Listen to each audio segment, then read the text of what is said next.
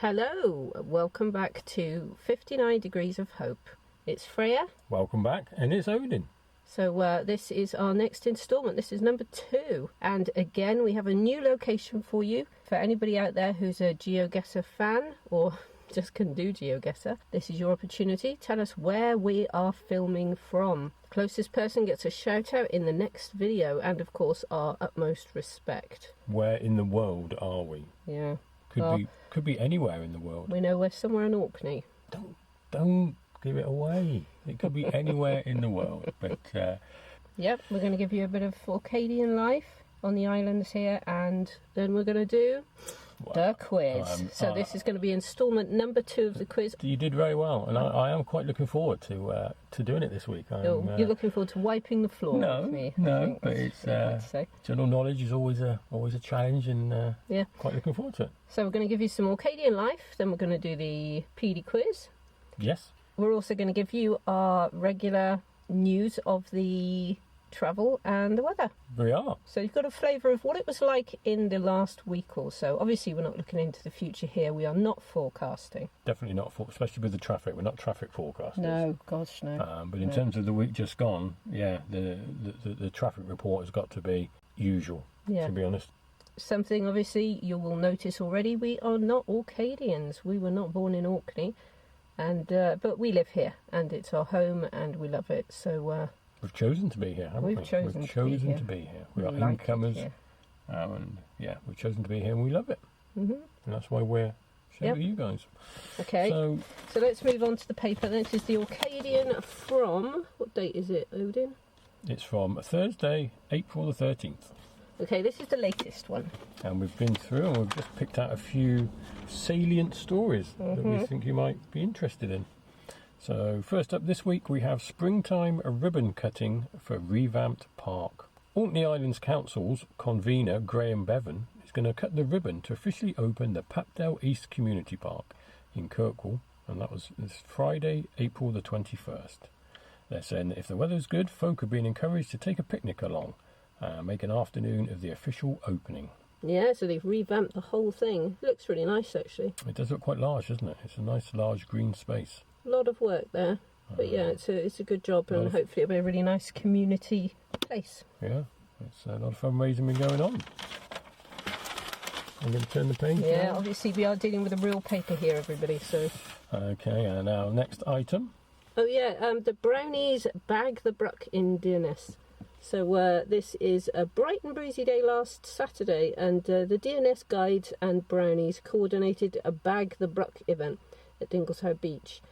So basically they clean the beach up. It's fantastic. They all go down there and pick up any bits of rubbish that might be there, the rope, any bits of plastic, stuff like that. I mean, luckily we're really lucky up here. But it's not just that we're lucky with not too much rubbish, but also locals and everybody here is fantastic at keeping the beaches clean. So yeah, it's quite a regular occurrence. You'd be driving along the road and you'll see bags of rubbish that have been piled at the side of the beach where they've been doing the collecting, and then I think the council then come along and actually pick up the bags. And it does help to keep the beaches nice and clean, and more power to the volunteers. Yeah, and the at the end the helpers get a soup and sandwich lunch in Dearness Hall afterwards, followed by a treasure hunt for the kids, because the kids are a big part of this. They do a lot of work, so and I think if you can, it's a nice thing. So-called train them up from an early age to recognise that it's a good thing, and they're more likely then not to litter themselves. So it's sort of nipping it in the bud, isn't it? It is. So the next one is about the Balfour Hospital. They had to restrict visitors because there was a COVID outbreak. I mean, it was obviously dealt with. They were very good about putting some restrictions on visitors to keep everybody safe, and it never sort of became a big deal. But it just goes to show that COVID's not quite over. It's still causing some problems for some people, and it's nice that they're well aware of it. They're still kind of keeping track and keeping us all safe, so we appreciate that. Yeah, I think it just makes you aware that it's still around. Not too much of it, not trying to scare anybody. And our next story's headline is Hoy on Hoy by Hoy. I mean, that's a great headline, Now, what do we think that may be about? It's got to be about Hoy, the island of Hoy, which is part of Orkney. Which also encompasses the old man of Hoy. The old man of Hoy, The stack. But what could the other Hoy be? Well, it's going to be some sort of Olympian cyclist, surely, it must be. This is to do with an art donation to go on display at Scapa Flow Museum. As excitement gears up for six-time Olympic gold cyclist Sir Chris Hoy's visit to the island, which he shares a name, another man sharing the island's name has added some artistic flair into the mix. Now, Sir Chris is due to officially open the new Scapa Flow Museum in Lynes, Hoy, on Saturday, April the 29th. Very nice. As well as cutting the ribbon, he's going to be able to admire a painting by American cartoonist Sean Hoy, which depicts Chris Hoy riding his bicycle through Hoy with a Hoy hound on the back seat. It's Hoy on Hoy by Hoy, chuckled Grace Robertson, who runs the Hoy Hounds group, which helps dog owners in the island train and socialise their pooches. Isn't that a nice story? I like that. It's great that Chris Hoy is going to Hoy for that. I think that because they contacted him and I think they didn't expect him to say yes. I seem to remember from the original story. And then he did, and they were like made up. And I think it's been delayed at least a couple of times, either because of COVID or because Chris had other commitments. But he's still very keen to come up and I think that's a lovely thing. And so you'll be able to see in the picture there, Chris Hoy and a hound on a tandem. That's great. Which is brilliant picture. Quite classic. Okay, so the next one we have got here is a flying start for new London route. This is quite a big deal, really. So visitors to the islands normally fly into Kirkwall Airport, and normally they can only come from a couple of locations in Scotland, Aberdeen and Inverness. Yeah. And but now they've opened this new route down to London, so it's a big deal. Loganair's been encouraged by the early demand for the company's new one-stop same plane service linking Orkney to London. It's a good one. And Loganair are a really good airline. They always come out really well in terms of like service and reliability and stuff like that. They do. And our next story is I like this one. Build a canoe, can do. Westray youngsters enjoy a busy Easter break. So, sleeping in every day of the holidays, no such sloth for young folk in Westray, who've been mucking in with a project which will see them complete 2 water-worthy canoes. It's very cool. Members of both the island's junior youth group and senior youth club have spent their Easter break sanding and gluing as they fashion the crafts from sustainable materials in a project run by the Archipelago Folk School. I love the fact this 12-year-old, Jack Sita, says it's been quite fun. And the youngsters have happily admitted they would rather continue building boats than head back to school when term starts. I mean, what child wouldn't, really? What child wouldn't rather do many things than I think that's fantastic, head back to school? But talk about life skills. Very good. Every child should be able to build a seaworthy craft, I think. Yeah, I think it's true. Right, now the next one. Youth, the focus of regional forum. So 2 young delegates from Orkney have travelled to Inverness recently to meet with others from across northern Scotland, and they've been discussing issues affecting them and trying to make a difference to the lives of children and young people. So yeah, I think this is a really nice idea actually, because, you know, without quoting a song, young people are our future. And, you know, they deserve to have a say in what happens, put their ideas forward, be heard, all that kind of thing. It matters. Yeah, I think it's all too easy to either ignore or not really listen to their views. And as I say, they are as valid as anybody else's. Yeah, I think it's great if they can be given more of a platform. As I say, they're going to be the ones that will be shaping the future policies of this country. Plus, of course, a lot of young people tend to go off the islands, don't they, for a while when they're young, and then they'll come back again when they're a bit older. So yeah, it would be nice for them to feel that maybe they can stay sort of all the time. Yeah, not all their lives. I mean, all kids need to get away sometimes. They are. Although I have to say, Orkney is very good at that kind of thing anyway. I mean, they've got loads of things up here for their kids to do. There's loads of different clubs and activities, and they're very well looked after, so yeah, they do better than most places. Definitely. And our next story from page 12. Stronsay's boathouse was rescued from peril. This is fantastic. I love the picture for this one. So, as we know, households in Orkney are faithfully following in the footsteps of their ancestors in repurposing items that could no longer be used as originally intended. This really is an item that was intended for something quite different. In Stronsay in 1949, a sturdy wooden boat, affectionately referred to as Desperate Dan, was retired from a 10-year career of hauling tangles and seaweed for the seaweed factory in Stronsay, and was removed from its usual resting place on the foreshore of the lower station. Yeah, because this boat actually it's not a modern one. This was, where was it from? This was from a boat that was the Second World War. Yes, it was. It arrived in Stronsay in the late 1940s to begin, and it piqued the interest of a few locals, and an investigation regarding the true origins were undertaken. They said, could it really be true that this rather nondescript wooden boat had once played an important role in one of the first of many tragic events of the Second World War? As far as can be reasonably determined, the story of Stronsay's boathouse began on September the 3rd, 1939, the day Britain declared war on Germany. It was from the SS Athenia, which was heading with more than 1,100 passengers, mostly women and children, to Canada. When word reached the liner that Britain was now at war, Athenia's lifeboats were readied in the off chance that they'd be needed. Unfortunately, that was necessary when that very same evening the Athenia was torpedoed by a German U-boat, ignoring protocols against targeting civilians. All the lifeboats were launched and a great many of the passengers and crew were rescued. Unfortunately, 112 passengers and crew lost their lives that night. In the aftermath of the Great Rescue, one of the Athenia's lifeboats drifted northwards, and sometime later it arrived in Orkney waters. There's uncertainty about how it came there. It is unique because this boathouse has been put to good use through the years. It served as a wash house, a shed to store creels and garden tools, a shelter for those needing a place out of the weather to work or play, and for residents to Stronsay alike, the boathouse has come to hold a special place in their hearts. But it really is a boathouse. Not just a boathouse, a boathouse. An actual upside down from the picture boathouse. I think definitely upside down, yeah. Yeah. Fantastic thing, though. Yeah. I mean, there's recycling. No, there's that. Well, yeah, exactly. And so next up, we are looking at a bit of renewable energy technology. So this is the headline, at the forefront of global marine tech supply chain. An Orkney-based international marine contractor, Leask Marine Limited, remained at the forefront of the marine renewable energy supply chain after celebrating 20 years of operations in the industry.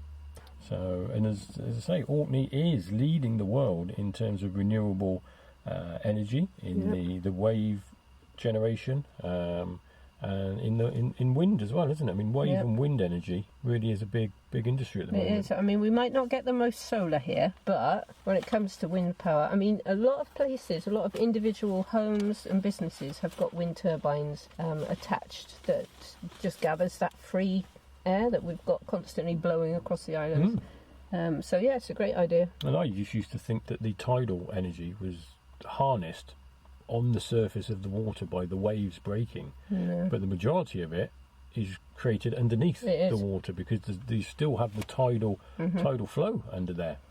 Because there was a scheme afoot at one point, wasn't there, to build a bridge off the end of South Ronaldsay to connect it to the mainland, and they were talking about possibly putting turbines in underneath the water there because the flow through the Penton Firth is so strong when the tides turn, and I think they're still looking at doing that, not the bridge now, but they are looking at putting some sort of tidal power generation in there, which would be a fantastic idea because they reckon it could power not just Orkney but a lot more. I think you've got to look towards the natural resources, and someone like Orkney, which is rich in there in terms of tidal and wind. Well, you need to get away from oil. You do need to look into it, and definitely, I think it's a great thing to do.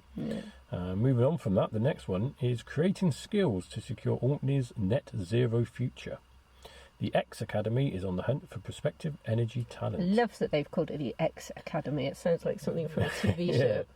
Maybe it's because, like you say, the wind farms, blades on them look like a bit of an X. So the island's growth deal, because Orkney's looking to achieve net zero, large-scale projects such as the West of Orkney Wind Farm, the Ayr offshore wind farm, and the approval in principle for a new subsea power link between the islands and Scottish mainland are all paving the way for Orkney-based sustainable energy sector jobs. So yeah, that's the thing. It brings in the jobs to the islands, and that's always a good thing. And moving on from that one, we have another story, committed to delivering economic growth. So this one is innovative Orkney-based engineering company Orbital Marine Powers helping to turn the tide on climate change with their groundbreaking energy technology, capturing renewable energy from the power of the Earth's naturally occurring tidal stream resources, which is what we were talking about earlier. That's right. Yeah, they've been doing a lot of work into it recently. A lot of testing has been going on, and I think a lot of countries around the world are closely monitoring it because it will play a big role in the future of energy. Orkney is at the forefront. Yeah, we're doing really well with renewables, I think. Now we're coming to a section from the farming bit. County ploughing it's a big deal, isn't it? Even here on South Ronaldsay, on the beach at the Sands are Right, there's a children's ploughing contest that takes place every year, and the kids dress up and they have their ploughs, and there's great fun. I mean, it's a fantastic day. But yeah, this is the adult one. It was, and it was fourth time lucky because it had to have been cancelled for 3 times because of rain. But the sun was out this time and there was a good drying wind, so it was a very good ploughing match. In spite of the rain on Thursday, the field was in good order for ploughing. And yeah, I think it is. It's something that most people think of just ploughing that a farmer will do to prepare the soil, but they've turned it into a sport. Yep. Which, yeah. Why not? Why not indeed? Oh yes, so now here we go. So this is personally my favourite page from the archives. We like the archives. So yeah, this one is the Mermaid's Return to Deer Ness. So the so-called mermaid has... sorry, I should make this clear. This is from 125 years ago, published on Saturday, April the 16th, 1898. Okay, so the Mermaid's Return to Deer Ness. The so-called mermaid has once more returned to her old haunts at Deer Ness. She usually doesn't arrive till well in May, but this year, in spite of the backward spring, she has made her appearance early in April. A correspondent who watched the strange visitant for a considerable time one day last week says he is perfectly certain that whatever it is not a seal. All the seals he ever saw only sported short flippers, but the mermaid has white arms as long as a human being's. Our informant assures us the mermaid may be seen any fine day when the sea is calm, but the best time is when the wind is northerly with bright sunshine and a flowing tide. The mermaid usually waits about the same spot till about the month of August, usually disappearing with the first southerly gale that comes off in the month. Nothing makes a Deer Ness man so indignant as to doubt the existence of this strange annual visitant. I do not doubt it for a second. And you are wise not to do so. I think that's lovely, Loch Ness Monster. I do not doubt it. And now we're moving on to sport. Oh, we like a bit of sport. What's the sport this week? Bit of netball this week for us. The St Andrews, Firth and Bury claimed trophies. So this is the Northlink Ferries Primary and Netball League. Came to a close on Saturday, March the 26th. All 3 leagues came down to Saturday's results to determine the winners and final placings. In the league, Doonby Diamonds and St Andrews Herons were in contention for the league title. However, Herons dominated all their games to collect 3 wins and top the league. So congratulations to them. Yeah, it's fantastic. And, sports are so keenly, what's the word? Competited? Competed in? Yeah, I think for such a small island, there is a lot of sport that goes on. Off the top of my head, there's the rugby, the football, the badminton, the netball and swimming, to name but 5, all of which... In the Hope, we have a keen table tennis club. Yeah, and all of the main ones, there's the inter-island rivalry with Shetland, which I think is a big part of it. Which we mentioned last time, didn't we? Check out our previous video for our discussion about that. Exactly. But it is a big part of island life. And there's really good sporting facilities, isn't there? I mean, you've got, there's a, good leisure centre and lots of different pitches and things. As I said, here in the Hope, we've got the tennis table club, table tennis club even. Yeah, we've got a nice little gym. But there's also there's a tennis court as well. As well. You know, sports are important across the islands. There's a really big amount of community involvement. And of course, Christmas and New Year, what do we have? We have lots of drinking and eating sport, which I excel at. Yeah, yes. that's not quite the one I was referring to. I was referring to the bar. The bar and the Stromness log pool. Mm. It's a bit weird and wacky, but whether you could call it a sport, I don't know. But it's physical. It's physical. I wouldn't call it weird and wacky. I would call it unique, unique and special. Special.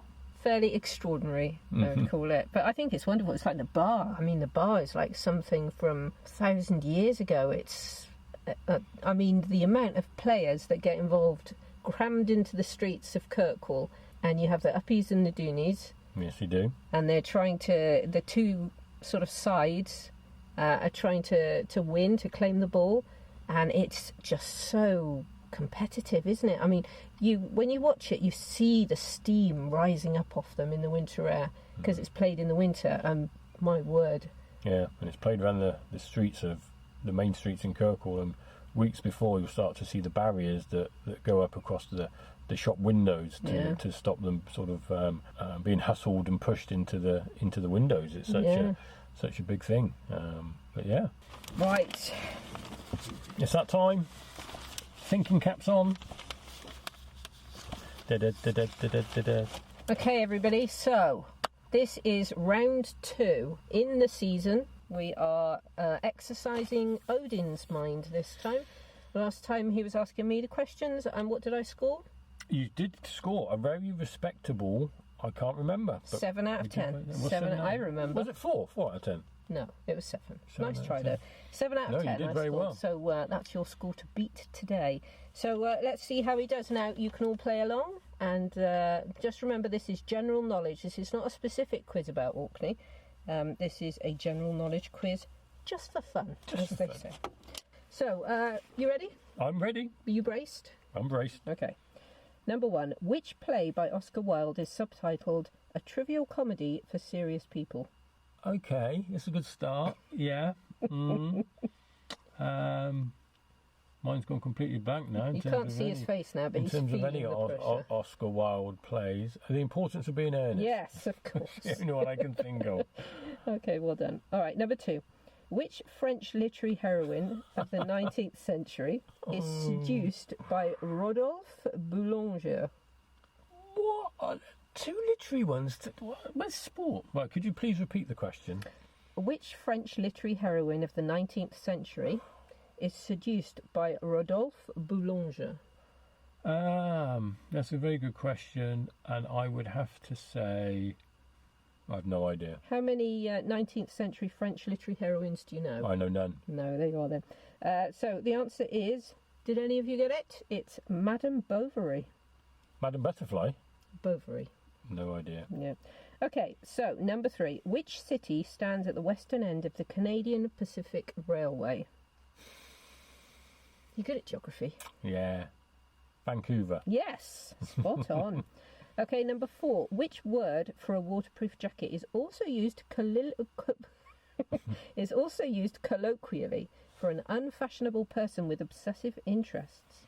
That would be anorak. It is an anorak. I was going to say Macintosh. I thought it was going to be something to do with Apple computers as well. But no. Okay. All right, number 5. Which tree-dwelling lizard is noted primarily for its ability to change colour? That would be the gecko? No. Oh, you are going to kick yourself. It's a chameleon. Oh, yeah, of course. Changes colour. Yeah, that's what I had that in my mind. Did you? You should have said that one then. Well, no, I had the picture in my mind, but I had the wrong name for it. Okay, number 6. Which cartoon character was portrayed as the Sorcerer's Apprentice in the 1940 film Fantasia? I remember watching that. Cartoon character. Mickey Mouse? Yes, well done. Right, okay, number 7. You ready? I'm doing well. I'm ready. Doing well. Okay, stibium is the Latin... Stibium? Yeah. Stibium. Latin. Okay, yeah. Stibium is the Latin name for which chemical element that has been given the symbol SB as a result. Okay, so not only is it Latin, it's chemistry as well. Yes. Okay, I'll Yes. channel my inner Stephen Fry. I don't know. I couldn't even guess. Do you not even want to have a stab at stibium? Stibium. But no, I've got no idea. Okay, it is, and to be fair, I wouldn't have got this, and I studied chemistry. Antimony. Is that something to do with money? Is that the opposite to money? Anti-money? Probably something like that. Okay, good. Antimony. Yeah. Right. Anyway, moving swiftly on. Mm-hmm. In which cult? This is number 8. In which cult television series was the village patrolled by a white balloon called Rover?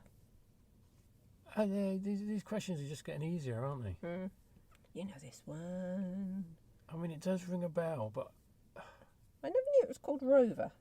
Where did they film it? That place in Wales? Don't give any clues, because when it's your turn next week, won't be doing I'm not giving you clues. The Man from U.N.C.L.E. No. It was. You're going to kick yourself. Are you prepared? Have you got your foot ready? Yeah. It's The Prisoner. Do you remember with the big white Oh, ball? I'm not a number. Yeah. Yeah. Anyway. Anyway, moving swiftly on. Okay, number 9. Nearly there. Raymond Chandler's novel. Okay. This is a good start. Raymond Chandler's novel, The Big Sleep, featured which private investigator? That, I believe, is Jim Rockford. No, I think you're thinking of the Rockford Files there, aren't you? No, it was Philip Marlowe. The name rings a bell. I would not have got that. These are hard. The name rings a bell, but yeah. Okay, last one. Come on, just pick yourself back up off the floor. I'm on a run. You're on a run. Number 10. Which word means a fixed number of people who are required to attend a meeting for its proceedings to be regarded as valid? Yes, it's a bit of a legalese one, this, isn't it? So, all those years training as a barrister. I believe that is a quorum. It is. It is. Very good. Very good. Okay. Didn't have to spell it, though, to get the point, did I? No, exactly. No. So we should play some light music now during the interval while I top this up. You got... right, we got the importance of being earnest. Check. You didn't get Madame Bovary. You did get Vancouver. Yes. You got Anorak. Yes. You got Chameleon. Oh, no, you didn't get Chameleon. I said gecko, didn't I? You did say gecko. You can give it to me if you want. No, you're fine. You got Mickey Mouse. And you got Quorum. For a grand total of... Well, I count that as 5. That can't be right, surely. I must admit, well, going through it, I had a run late on, didn't I? That wasn't all that good. So I started not too bad, and then I started badly. The middle bit wasn't great, and I tailed off towards the end. You did a little bit. So at the moment, I think last time I got 7 out of 10. This time Odin's got 5 out of 10. So let's see what happens as the season progresses. This is a literal season, everybody, not a football season. Early doors. I'm in it for the long game. Yeah, we're still in the spring. You'll be fine. Right, okay, so moving on. Would you like to give us the traffic report from the last week? Traffic report from the last week is quiet, yet again. Although it is getting slightly busier, the tourist season is starting to kick in now. Easter's passed, so few more camper vans and bits and pieces, but generally speaking, quiet. We see a few more camper vans parked up at the stands of right these days. So yeah, we're definitely getting towards the nicer weather. I mean, it's been lovely the last couple of days. Anything else you'd like to add? Any roadworks people should know about from last week that now they can't avoid? No temporary roadworks, no temporary traffic lights, no resurfacing. They tend to do all that during the winter months, so it doesn't disrupt the tourist season. But you do notice on the side of the road lots of lovely daffodils at the moment. Yeah, the daffodils are gorgeous. As you can see out the front here, the daffodils are extremely nice, very pretty. Okay. And so weather-wise... Oh yes, my weather report. My weather report would be improving, steadily improving. We've had some definitely warmer days. It definitely feels like I can't keep saying definitely, but it definitely feels like we're definitely in a definite kind of spring time now. Like you say, the daffodils are all out, that always cheers things up. The sun somehow seems brighter. It's still a little bit chilly in the wind when it gets up, but, you know, generally it's definitely looking better.